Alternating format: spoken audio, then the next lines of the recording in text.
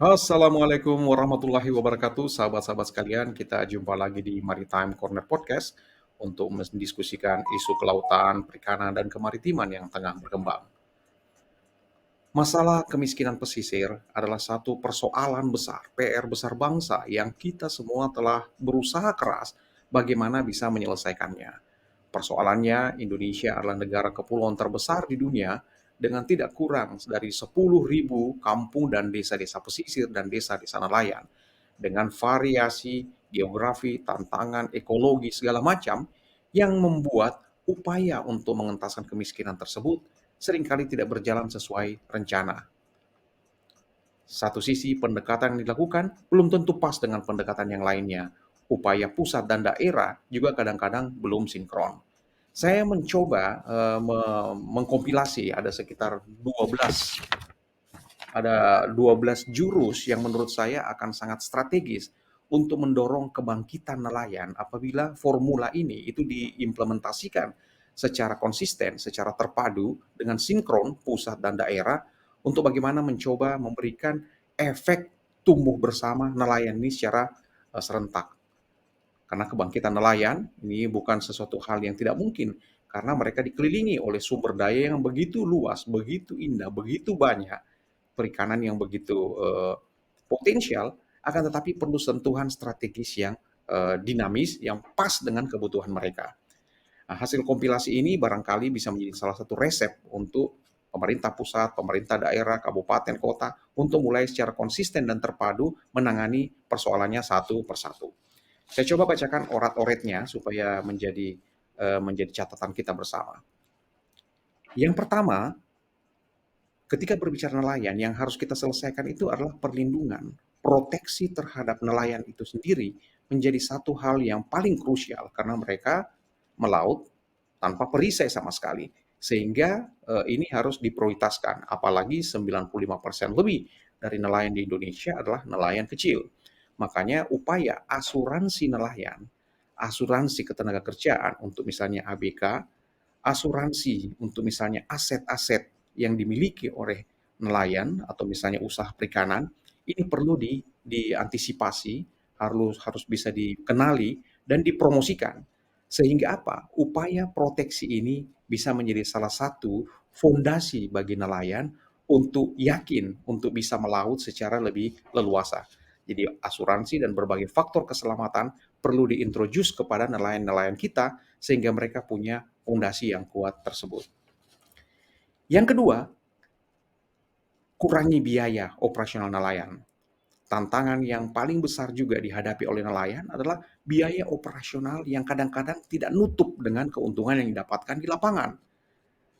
Misalnya, BBM, 45-70% biaya operasional nelayan itu ada pada BBM. Aksesnya sudah sulit, juga harganya itu rata-rata sangat sangat tinggi. Meskipun ada misalnya program subsidi BBM, tapi itu tidak nyampe ke masyarakat kecil seperti seperti direncanakan. Sehingga hal-hal seperti ini perlu mendapatkan perhatian utama pusat, daerah, dan dikawal dengan baik. Perbekalan, ketika dia akan melaut, dia butuh banyak perbekalan. Perbekalan yang mulai fasilitas-fasilitas yang dibutuhkan itu perlu didekatkan. Karena kalau misalnya kios-kios perbekalan, akses BBM, akses-akses yang dibutuhkan ini jauh, otomatis mereka harus membeli dengan harga yang lebih mahal. Dan ketika mereka membeli harga yang lebih mahal, cost operasional dari upaya kenelayanan ini menjadi jauh lebih besar lagi. Sehingga jurus kedua, kurangi operasional nelayan dengan berbagai upaya pemerintah untuk mendekatkan akses terhadap berbagai kebutuhan-kebutuhan yang akan dilakukan dalam melaut. Yang ketiga, lengkapi infrastruktur dan fasilitas penunjang khususnya untuk rantai dingin dan penunjang dasar logistik, termasuk misalnya pabrik es atau misalnya akses es, cold storage, pergudangan, atau misalnya air, listrik, segala macam yang dibutuhkan, ini perlu dipastikan tersedia. Jadi pemerintah pusat, pemerintah daerah, ini harus punya titik-titik sentral yang memadai yang memungkinkan titik-titik akses terhadap fasilitas penunjang rantai dingin ini itu bisa tersedia. Mengapa? Ikan itu adalah produk yang sangat mudah rusak. Kualitasnya mudah rusak. Begitu kualitasnya turun, harganya langsung jatuh, terjun bebas. Untuk menjaga harga dan kualitas dari ikan-ikan ini, dibutuhkan sistem rantai dingin yang nyambung dari hulu sampai hilir. Ini biasanya persoalan mendasar yang dihadapi oleh nelayan-nelayan kita, sehingga mereka terpaksa meskipun ikan yang didapatkan banyak atau kualitasnya bagus, begitu sampai sudah di pinggir atau misalnya sampai di pelabuhan atau mau didaratkan, diproses, biasanya sudah terjun bebas dan akhirnya harganya jadi berantakan dan tidak memberikan nilai tambah yang signifikan bagi mereka. Jadi infrastruktur, fasilitas, ya khususnya rantai dingin perlu dipastikan memenuhi, memadai untuk masyarakat nelayan di sekitarnya.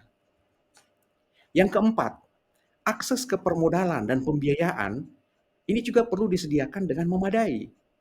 Salah satu tantangan terbesar nelayan adalah tidak adanya modal. Jadi ikannya banyak, karena tidak punya armada, tidak punya modal, tidak punya fasilitas yang memadai, akhirnya kehidupannya terbatas. Sementara ketika ketika dia meminjam ke alternatif pembiayaan yang lain, misalnya tengkulak atau ponggawa, dia mendapatkan bunga yang sangat besar yang kadang mencekik leher sehingga mereka tidak bisa lepas dari persoalan yang dihadapi.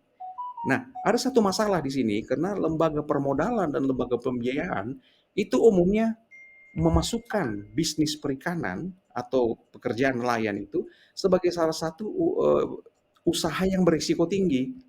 Karena memang mereka melaut dan segala macam. Jadi sekalipun mereka harga perahunya, harga kapalnya itu cukup mahal, tapi tidak dianggap sebagai satu proses yang prospektif. Justru kalau misalnya di darat justru lebih prospektif dibanding di laut. Perspektif ini harus diubah oleh lembaga-lembaga perbankan, permodalan, dan pembiayaan. Karena sebenarnya upaya perikanan ini cukup prospektif apabila dikawal dengan baik. Jadi ini akses permodalan, akses pembiayaan ini mutlak difasilitasi baik pusat maupun daerah sehingga nelayannya bisa mengaksesnya bukan sekedar akses tapi juga kemudahan prosesnya. Jangan sampai memakan waktu 2-3 tahun baru bisa ada bantuan atau ada fasilitas yang diberikan.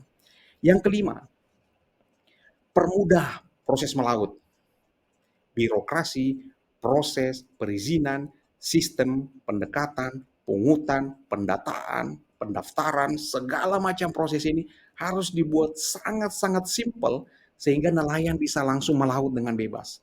Nelayan bisa langsung melaut, berfokus kepada upaya mencari ikan dan menangkap dan mengelola dengan kualitas baik. Bukan berfokus untuk melengkapi dan mengulang utak-atik dokumen-dokumennya, melengkapi satu persatu hal yang sebenarnya berulang-ulang dicek.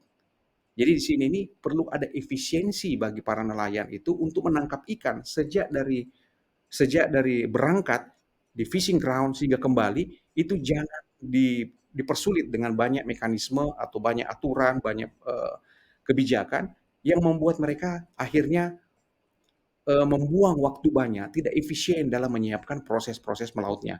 Ini perlu catatan penting karena rata-rata di pusat maupun daerah ini ada mekanisme yang diterapkan dan kadang-kadang mekanisme ini tidak fleksibel sehingga justru jatuhnya menghambat. Keluhan ini begitu banyak sehingga banyak bermunculan dari lapangan. Ini harus ada simulasi yang intensif dan didorong dengan proses yang baik. Konsultasi dengan masyarakat akan membantu mereka untuk mengoptimalkan hal-hal yang bisa dipotong atau dipangkas untuk memudahkan mereka melaut.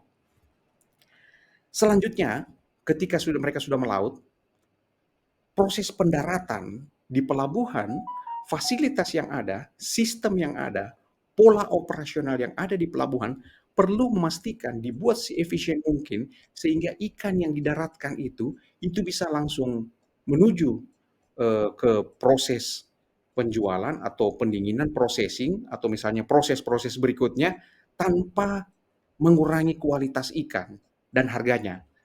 Karena terus terang kalau misalnya ada high caps di sini, ada tata kelola pelabuhan, ada armada, ada syah bandar, ada pendataan, ada sistem yang di sini tidak siap atau sistem angkutannya, ini lagi-lagi kena lagi menghambat lagi kualitas dan harga ikan dari nelayan.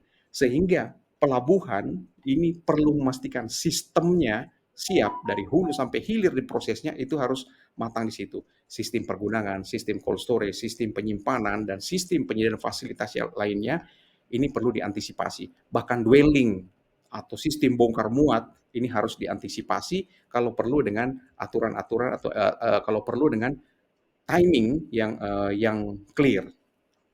Selanjutnya yang nomor 7,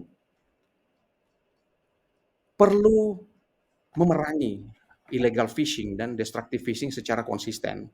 Jadi memerangi, mengawasi, dan secara tegas mengantisipasi kasus-kasus illegal, unreported, unregulated fishing, dan destructive fishing sebagai satu bagian fokus, baik di pusat maupun daerah. Penggunaan alat tangkap dilarang, bom, bius, troll, dan segala macam jenisnya. Juga upaya-upaya yang dilakukan terkait IUU fishing, misalnya pelanggaran pendaftaran, dokumentasi, atau misalnya penangkapan yang spesies yang salah, dan macam-macam, ini harus tegas dihadapi. Kita tidak bisa lagi bermain yoyo, di sini tegas, di sini tidak, di sini naik, di sini turun, hanya karena berteman dengan satu atau dua pihak orang-orang tersebut, tidak. Ini harus konsisten dihadapi, karena apa? Ini masalah dunia, ini masalah global, dan masalah nasional yang kita hadapi terus-menerus. Indonesia juga menghadapi ini, dan kalau Indonesia tidak serius dengan ini, otomatis nanti dampaknya secara ekonomi, secara sosial, dan secara ekologi kepada kita juga. Tata laksana kita korbankan, akhirnya misi untuk mengentaskan kemiskinan tadi itu sulit untuk dijawab. Jadi jangan lupa, IUU fishing dan destructive fishing ini tetap harus menjadi musuh bersama yang dihadapi pusat maupun daerah secara konsisten.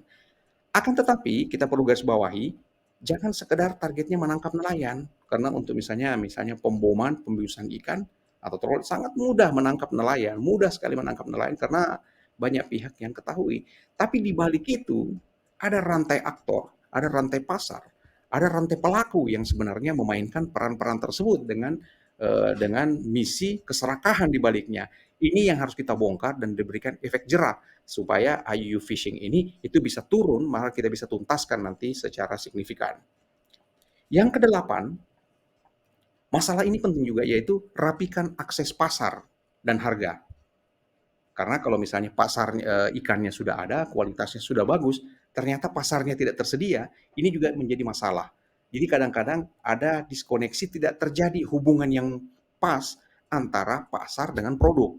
Mungkin karena informasi yang tidak sinkron, mungkin juga lokasi yang tidak spesifik, atau mungkin hal-hal lainnya yang menyebabkan kadang-kadang pasarnya dan juga harganya ini tidak ketemu dengan pas. Akibatnya ikan-ikan yang misalnya ada di satu lokasi terpaksa dibawa di lokasi yang lainnya hanya untuk mengejar keuntungan tambahan 1.000 perak per kilogram, sehingga biaya operasional lagi-lagi bertambah. Untuk itu pasar dan harga ini baik untuk distribusikan secara domestik, lokal, maupun untuk ekspor, ini internasional, ini perlu diantisipasi, kita mapping dengan baik, dipertukarkan, kemudian dikompilasi, sehingga kita bisa melihat dengan jelas kebutuhan pasar, status pasar, komoditas, aksesnya, bagaimana prosesnya, segala macam.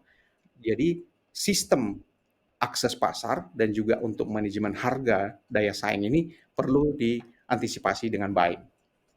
Selanjutnya yang kesembilan, ini terkait dengan pengembangan kapasitas, kapasitas organisasi, kapasitas nelayannya, sertifikasi, kapasitas manajemen, dan juga berbagai upaya yang bisa menunjang untuk nelayan ini meningkatkan optimalisasi, efektivitas, produktivitas, dan strategi dalam melakukan penangkapan ikan dan juga proses perikanannya, ini perlu dimasukkan di sini. Kadang-kadang nelayan itu mengikuti terlalu banyak kegiatan pelatihan, tapi ujungnya nggak jelas. Pelatihannya setengah hari, 1 hari, ujungnya tidak jelas. Bukan itu yang mereka butuhkan.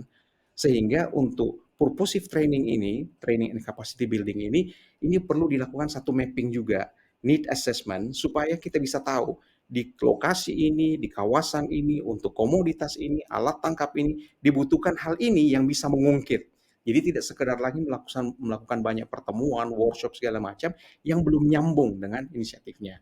Jadi perlu mendorong supaya capacity building inisiatif yang ada itu langsung merespon kebutuhan-kebutuhan mereka untuk mengembangkan kapasitas dan produktivitasnya. Yang ke-10, manajemen aset, keuangan, dan pengembangan usaha.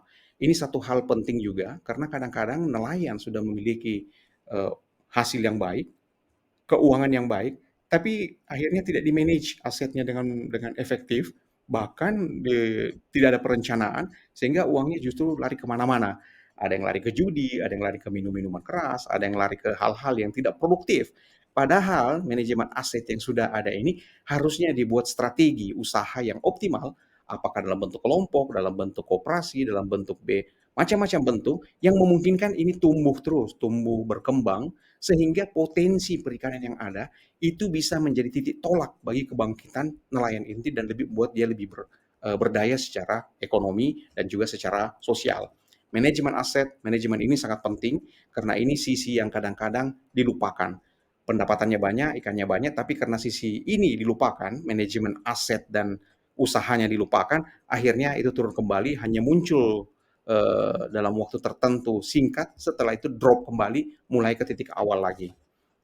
Selanjutnya yang juga penting itu adalah pemerintah pusat maupun daerah ini mengurangi lagi cost atau biaya-biaya yang tidak perlu yang sering terjadi untuk misalnya bisnis dan tata kelola perikanan.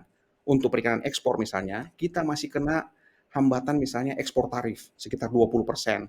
Dibandingkan negara-negara di ASEAN, mereka banyak yang sudah 0%. Kita masih kena 20%. Pemerintah harus bisa mencabut ini dengan apapun caranya supaya produk nelayan kita ini jauh lebih kompetitif, harganya lebih bagus dibandingkan negara-negara lain. Karena kalau misalnya kita sudah start dengan 20% dibandingkan negara lain, otomatis produk kita sulit bersaing dengan negara-negara tersebut. Sehingga upaya lobby intensif, kebijakan strategi intensif di dunia, pasar dan internasional ini perlu diantisipasi oleh pemerintah pusat bersama-sama dengan daerah ini untuk memastikan rejection, penolakan atau misalnya cost-cost atau tarif-tarif, ekspor tarif dan non tarif yang sering menjebak dan menjerat nelayan atau pelaku usaha ini bisa dikurangi secara signifikan karena ini akan mengembangkan juga nanti manfaat ekonominya. Dan yang ke-12, ini opsi yang saya lihat cukup cukup penting juga, adalah bagaimana menghidupkan satu sistem usaha. Jangan sampai kita sudah berbicara banyak, potensi ada perbekalan, ada kios, ada pelabuhan, potensi ekonomi, tapi tidak ada entitas ekonomi yang siap untuk mengelola ini secara profesional. Sehingga koperasi, bentuk koperasi misalnya, atau bentuk perusahaan daerah, bentuk BUMD, atau di pusat bentuk BUMN, ini harus siap menjadi alternatif of taker atau misalnya alternatif yang mengelola berbagai aset, manajemen atau sistem perikanan ini secara nasional maupun regional yang memungkinkan ini bisa tumbuh dan berkembang dengan baik. Karena kalau tidak ada, ini akan terjadi nanti kekosongan sehingga kenaikan-kenaikan yang ada itu pada dasarnya akan bingung mau kemana setelah itu. Tapi kalau ada satu bisnis plan, ada satu strategi yang disusun oleh satu korporasi, apakah korporasi maupun usaha yang dibentuk, ini membuat arahnya semakin jelas. Dan ini akan menjadi satu keterpaduan antara potensi, kapasitas, aset, rencana, dan juga modal untuk membuat Indonesia tumbuh berkembang jauh menjadi negara yang lebih berdaya saing dalam tata kelola perikanannya.